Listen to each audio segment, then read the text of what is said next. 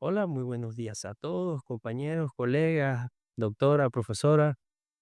Hoy venimos a realizar una pequeña charla acerca del diagnóstico situacional de la petroquímica Amijuelos. Tendremos entonces que una empresa petroquímica en proceso de apertura ubicada en el sector San Francisco, Maracaibo 4004, Estado Zulia, la cual está en proceso de revisión para iniciar operaciones. Aquí tenemos ciertos límites geográficos. Estamos ubicados en lo que vendría siendo la cuenca del lago de Maracaibo. Al norte tendríamos una procesadora llamada Propesca. Al sur tendríamos la Corporación del Mar, que también es de pesca. Al este tendríamos el lago de Maracaibo y al oeste tendríamos la avenida San Francisco. Allí estoy dejando las coordenadas en Google Maps. Tendríamos que la misión de esto es transformar los recursos petroquímicos en productos de alta calidad que impulsen el desarrollo industrial y económico de Venezuela, al mismo tiempo que promovemos prácticas sostenibles y responsables con el medio ambiente. Aquí nos comprometemos en ser líderes de innovación y seguridad y garantizando el bienestar de nuestros empleados y comunidades donde operamos. En este caso, bueno, los vecinitos que tenemos. Nuestra visión es ser reconocidos como la petroquímica líder en gases licuados en Venezuela y América Latina, destacándonos por nuestra excelencia operativa, innovación tecnológica y nuestro firme compromiso de sostenibilidad ambiental. Aspiramos en contribuir significativamente al progreso de la nación y al mejoramiento de la calidad de vida de nuestra sociedad. Como valores tenemos la innovación, la sostenibilidad y responsabilidad, y la calidad de estas. En las legalidades tenemos que una empresa petroquímica, hay que cumplir una cantidad grande de normas legales que se aplican a este rubro, incluyendo la Ley Orgánica de Hidrocarburos Gaseosos, la Ley Orgánica del Desarrollo de Actividades Petroquímicas.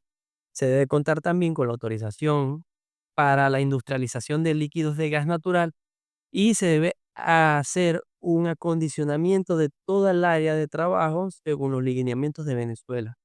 Se debe tener permiso para el transporte y distribución y almacenamiento de hidrocarburos y se debe acondicionar el recinto para tener la autorización del almacenamiento del gas licuado de petróleo y otros hidrocarburos líquidos. A pesar de que solamente vamos a vender el gas licuado, hay otros gases que también vamos a tener en el área de trabajo. Vamos a identificar, ya como dijimos, es una empresa que mediante diversos procesos y métodos físicos químicos se convierte el petróleo crudo proveniente de la importación a gas licuado para su venta regional en ciudades o el resto de metabolitos que se subastarán probablemente a otras petroquímicas para seguir el proceso de refinado. Nuestro objeto de trabajo entonces básicamente es convertir en petróleo crudo en derivados y vender el gas, que es el producto que tenemos nosotros de venta al usuario final. Tenemos entonces que en los medios de trabajo vamos a utilizar maquinaria especializada como el AGRU, que es un acidificador de gases, un equipo de crash freeze. Este equipo se utiliza para medir las propiedades del crudo antes de meterlo en las baterías o en los almacenes, para ver la calidad y ver qué tanto gas o qué calidad de gas podemos tener de ese crudo. Vamos a tener las estaciones de flujo en donde se divide el crudo en una parte gaseosa y una parte física. Vamos a tener estaciones de bombeo, ducterías y bueno, la distribución final continua que se va a hacer o se va a realizar a través de otra estación de bombeo. La división de trabajo se divide en 60 trabajadores. De esos son 30 de personal operativo. Eh, del otro lado tenemos 10 de personal de mantenimiento, 10 en análisis y monitoreo de operaciones, 10 de personal de oficina y allí vamos a meter a seguridad y a limpieza, cada uno con sus distintos riesgos. El proceso productivo es algo complicado, intentemos simplificar lo más posible. Tenemos que nos llegue el crudo en el barco. Se analiza con los dispositivos Crash Freeze para ver que el crudo está en capacidad o es lo suficientemente bueno como para poder sacar gas. A partir de allí, se mide el azufre antes de iniciar el proceso de almacenamiento para saber qué tanta cantidad de azufre vamos a tener que limpiar de ese crudo. Vamos a tener un procesamiento del crudo inicial en una estación de flujo bifásica. Aquí se aplica calor, separadores mecánicos, se utilizan filtros, se da un fluido gaseoso y se da un fluido líquido, que es lo que va a pasar a través de las tuberías. Mediante las tuberías llega a una parte o a una sección de la empresa que se llama la sección o la unidad de endulzamiento del gas. Aquí vamos a sacar el dióxido de carbono y el sulfuro de hidrógeno con el uso de la GRU, que es una unidad eh, que elimina los ácidos de los gases. Después pasamos por la unidad de recuperación criogénica. Aquí pasamos el gas por nitrógeno líquido. El nitrógeno líquido es muy frío, así que hace un cambio abrupto de temperatura y se precipitan ciertos metales pesados que están en el gas para su posterior utilización en otras partes de la institución. Luego de que sacamos los metales pesados, hay que recuperar el azufre. Se inicia un proceso Soy-Klaus que consiste en una combustión parcial seguida de reacciones catalíticas químicas con materiales peligrosos que vamos a terminar convirtiendo el dióxido de azufre en azufre elemental. Y este proceso es esencial para disminuir la probabilidad o para disminuir los riesgos. Y aparte, vamos a disminuir la contaminación porque vamos a tener desechos, menos desechos, ya que estamos convirtiendo desechos inútiles en desechos útiles. El azufre se utiliza más que todo para el área del sembradío, el área de agronomía. De allí, este gas que ya tiene menos cantidad de productos y está precipitado, tenemos que sería metano, etano, propano, dióxido de carbono, que se utilizaría más que todo para nuestra propia industria, para poder agarrar y poder hacer trabajar las calderas. El séptimo paso es el licuado de gas. Allí tendríamos este gas que ya se precipitó, lo vamos a unir con la nafta sacada del líquido del petróleo y con esto vamos a tener el gas de uso doméstico, que es el gas licuado que sale por las cocinas. A partir de allí vamos a tener que hacer un transporte, bueno, primero la venta, primero se vende, luego se transporta los materiales, en este caso el gas licuado que estamos vendiendo y los otros metabolitos o productos útiles que estamos sacando de la refinación parcial del petróleo. Esto no se puede vender a venta libre, sino que se hace en subasta. Y dependiendo de la cantidad de dinero que coloquen las empresas, la que coloque más dinero gana la subasta y se lleva lo que queda del barco. Aquí tenemos un flujograma explicando de mejor manera lo que está sucediendo. Tendríamos el petróleo que va pasando hacia lo que vendría siendo un tanque. De este tanque se pasa a una batería de almacenamiento. Una parte, la que pasa por la parte o la barrera mecánica que lleva a que este producto sea físico o sea líquido.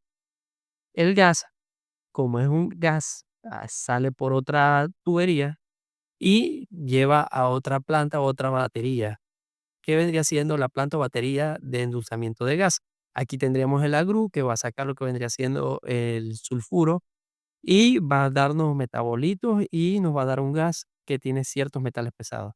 De allí se hace la recuperación criogénica de metales pesados. De aquí, de esta maquinita, después de la recuperación criogénica, tendríamos gas sin nafta que sirve para nuestra propia empresa, que es un gas un poquito, un poquito bastante explosivo. Sin embargo, en vista de que está en la misma institución, es más sencillo agarrar y utilizarlo para nosotros mismos para consumo a utilizar el gas licuado que tiene más proceso. Después tenemos que vamos a otra batería con el gas recuperado de azufre, que ya no tiene metales. Se hace el fraccionamiento de líquidos recuperados, nos traemos la nafta de la parte líquida de la gasolina y se hace el licuado. Aquí tendríamos la división organizacional del proceso, tendríamos al presidente del plantel, que es el doctor César de Pool, tendríamos al supervisor de producción, que es el doctor Nelson Villalobos, y bueno, allí vamos dividiendo y desglosando. Tendríamos entonces un supervisor de producción a nivel operacional y un supervisor o un director de recursos humanos. Aquí tendríamos entonces el servicio de salud en el trabajo. Como por normativas venezolanas necesitamos un servicio propio. Entonces, hay que acatar la ley. Tenemos un servicio propio con médico ocupacional, enfermera, ingeniero industrial, en el cual tenemos transporte las 24 horas, los 7 días a la semana por un tercero. Se trabaja en horario de 8 a 4 de lunes a viernes y se realizan guardias los días jueves, que es cuando llegue al barco. En caso de accidente, existe un seguro patronal en la Policlínica Maracaibo, en el Centro Médico Universitario La Sagrada Familia, y se tiene apoyo de la unidad de quemados del Hospital Coromoto en vista de la naturalidad del trabajo.